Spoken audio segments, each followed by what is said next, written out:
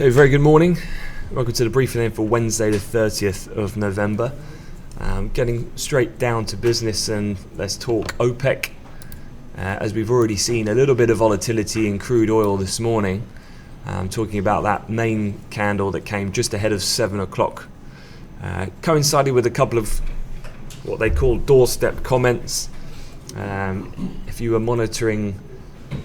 If you were sad enough to be monitoring Twitter late at night last night, then you would have seen that they pushed forward, or pushed back, I'd say, an earlier time for the start of the official talks to 7 o'clock in the morning in Vienna. And that meant you've got a couple of early comments as they were going into that meeting just before 7 a.m. Iraq OPEC delegate stating that there would be an agreement today. That caused an immediate pop higher in prices, straight through pivot to the upside. We've had a little bit of chop this morning. There's been some quite conflicting signs, so it's like the regular, I would say, OPEC headline flurry. Indonesian oil minister saying issues with OPEC are not easily solved. So counterintuitive to the hint that was given by Iraq. But here we are back up now at the higher levels of this more recent move this morning, as we look to pare back a lot of losses that were seen through yesterday's European session. So maybe a little bit of optimism still about the potential of a deal getting done. We're sitting up just shy of $1 now on the day. I guess if you start looking at crude oil on a daily candle, I mean, we've had moves of well in excess of $1 quite easily on successive days now. So would be expecting similar type volatility.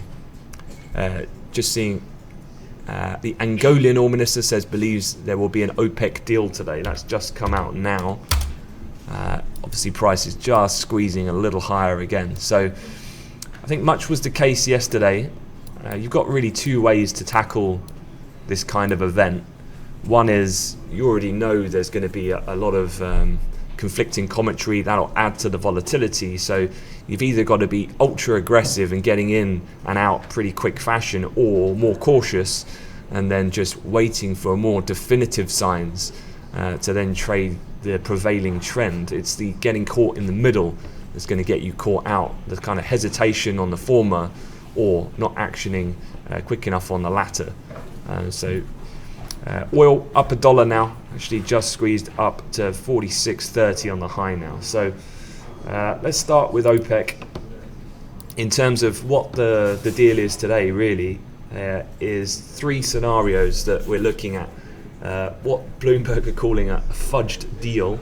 The first scenario would see curbs on output marred by exemptions for Iran and Iraq, key members of OPEC, but they're increasingly challenging Saudi's dominance of the group. If you remember that pie chart I was showing with you last week, look at crude now. Crude just another strong pop on the upside here. So this is going to be typical of the type of price action that you're going to be seeing today. You've just taken out as well that R1. You can see here, this is a minute candlestick now. We've just risen from around 46.18 to 46.86 in a minute on, well, just seeing another headline coming out now. Iran oil minister says OPEC will reach an agreement. So you've had Iraq and Iran now this morning saying they will reach an agreement. And just as we're talking about, well, let me just switch back to the minute chart. You just saw that pop there, as I was just talking about. It's a little bit difficult to buy into what Iran and Iraq are saying, because they're the two that obviously have been pushing for an exemption. Of course they want a deal to be done, i.e. how about Saudi Arabia, you cut your production by 1 million, as was rumoured yesterday, and we'll just continue to pump at our record levels. That's totally fine by us.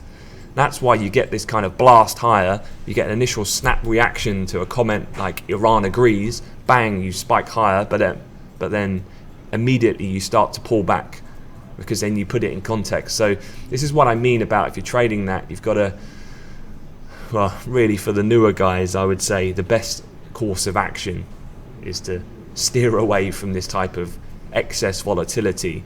For the more experienced guys who can be a bit more aggressive on it, then obviously just be mindful of being quite quick in managing those trades. But this is going to be quite typical of this morning.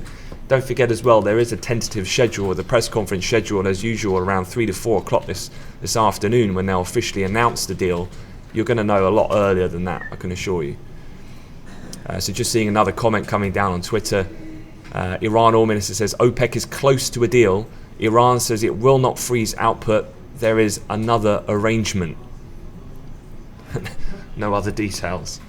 So that's probably explaining some of that pop we've just seen. So looking at the deals then, the first would be a fudge deal, i.e. Iran, Iraq are getting exemptions. Them two, as we've discussed earlier in the week, getting ever more influential in terms of now that they're on a combined value getting close to the Saudi output level. The second scenario is obviously a full agreement, which the OPEC clinch a deal with clear quotas and no exemptions. I would say this is very unlikely to occur. But if that did occur, given the sounds that have come out of the likes of Iran and Iraq, if they were to fall in line, I would say that would cause quite a significant rally in prices, and I'd say you'd probably be looking at a target of $50 on the upside. That's because I think that scenario is not priced in. And then no deal, the third scenario. OPEC fails to agree on any kind of deal. According to this Bloomberg article citing Capital Economics, that would probably trigger a crash in oil prices to below $40. I think that's a little bit punchy. Capital Economics are known for being uber bearish in terms of their view, but certainly I'd say that we could see easily a $3-4 loss on the day if a deal completely breaks down. So likely baseline scenario, let's treat it as a fudge deal in the framework of Algiers agreement. So kind of it gets done but not really fully implemented. The outside outlying scenarios would be a full agreement, i.e. most bullish for prices, a complete breakdown, most bearish for prices. Baseline being they put together a fudged deal. That's kind of how I'd look to play the OPEC situation today.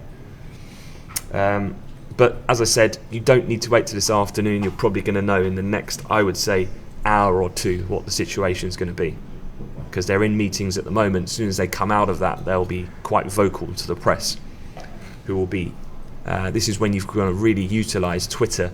If you're using TweetDeck, I've got set up hashtag OOTT, which is kind of the known hashtag for people talking about energy news, and I've also got a search box on OPEC in general.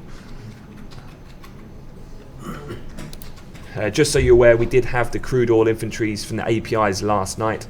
I would say I'm going to brush over this because they were completely insignificant in the context of people focusing on OPEC. But so you're aware, the crude was a drawdown of 717,000, which was slightly against expectations. Cushing, though, was a build of 2.3 million, the biggest since March of 2015. So despite the draw in headline crude, we had a very bullish Cushing number. You also had, a very bearish Cushing number.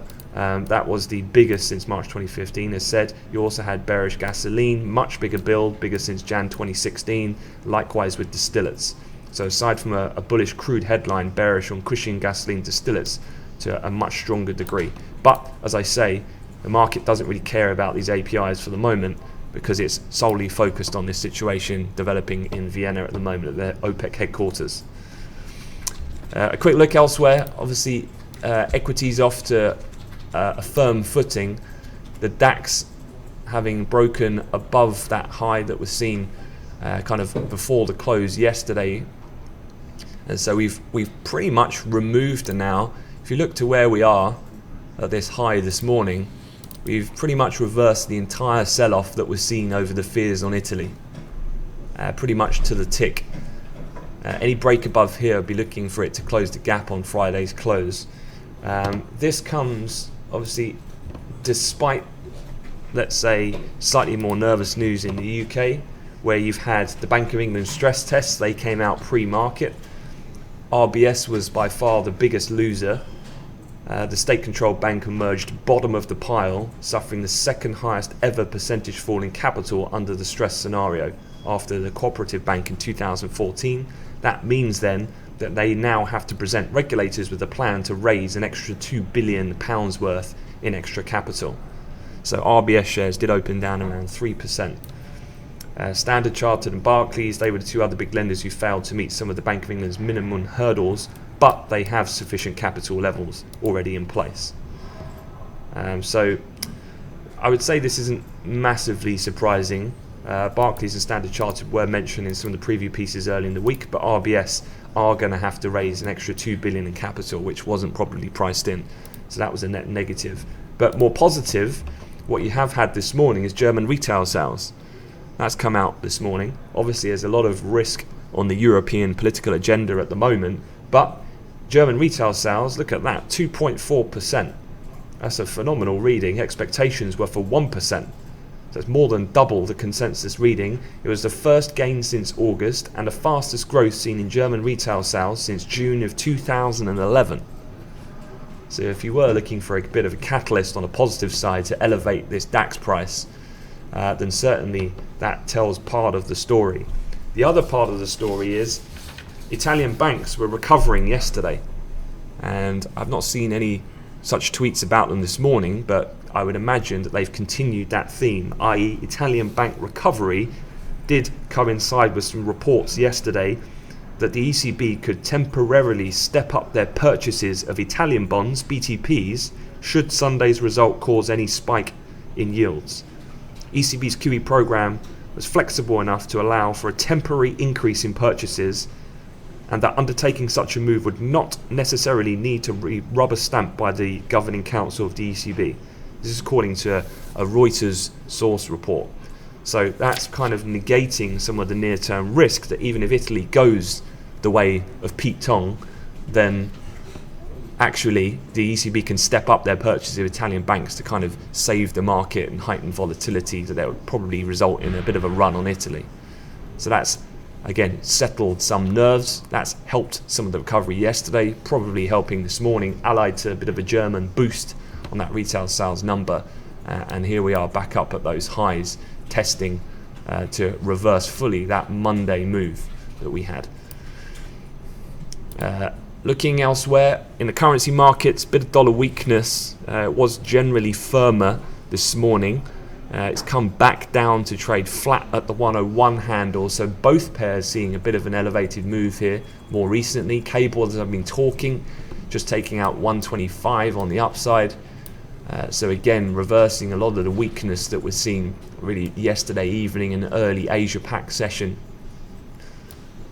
But certainly oil's the one that's moving this morning. Look at that, oil now, even as I've been delivering this briefing, we're now up $2 on the day within a matter of minutes, really. Just seeing now, UAE Energy Minister expects some good news later today at OPEC. Says everybody is optimistic about an OPEC meeting. And so that's the UAE Energy Minister, Iran and Iraq being positive about reaching an agreement. This is what's fueling this price. So that's what's also helping elevate these equity indices. Don't forget, you've got alleviation of Italian fears, solid German retail sales, and now a rallying crude oil price, which is up nearly $2. That's what's explaining some of this recovery in the equity markets this morning. Keeping an eye on the S&P, getting close to that double top that you've had in the last 2 days at 09.5 is next target. Then you've got the record highs up at 11.75 should we break that aforementioned tech level on the upside resistance. Looking elsewhere, fixed income though pretty quiet in T-notes, and gold not really seeing any movement at the moment. So I'd say really you want to be focusing on the commodity play and FX moves this morning, given the way that the market has reacted thus far. A quick look then at the calendar for today. In summary, you've got German unemployment rate and change coming up in around 10 minutes time. That could have some influence over the euro currency, so keep an eye on that. Then going further forward, really it's a US-centric day in terms of scheduled economic data, ADP employment change. That's kind of seen as the bellwether ahead of non-farms, as it's the private payrolls reading. Often acts as a bit of a precursor for the number. Looking at ADP, the last print was 147. That was lower than market expectations of 165,000 last time, and it was in fact the lowest reading since May this year. And obviously the Fed looking to ratify their view of a December hike.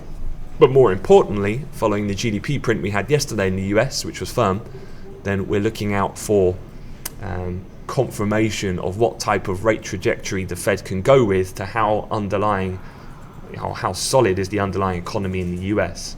So we'll be watching this later on today with great interest. Then you've got personal spending and income, PCE data. Chicago PMI is always a big one. Remember with that, it normally gets leaked and circulated a few minutes before release, so be aware of that. I'll be on the mic guiding you through at the time. And then pending home sales, probably less significant. You've got Department of Energy crude oil inventories as well this afternoon. You've got Draghi speaking, Kaplan, Powell and Mester.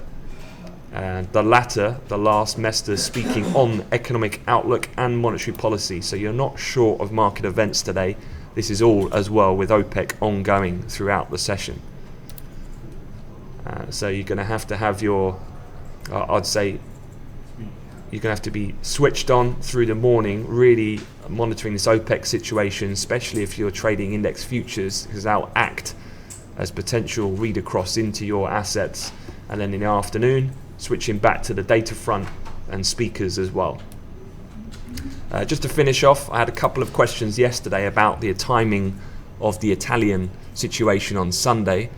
And just before I start that, now seeing the Nigerian oil minister thinks there will be a deal. So very vague, but the one thing you're getting is an alignment amongst the names. The people you've not heard from so far, obviously, is Saudi.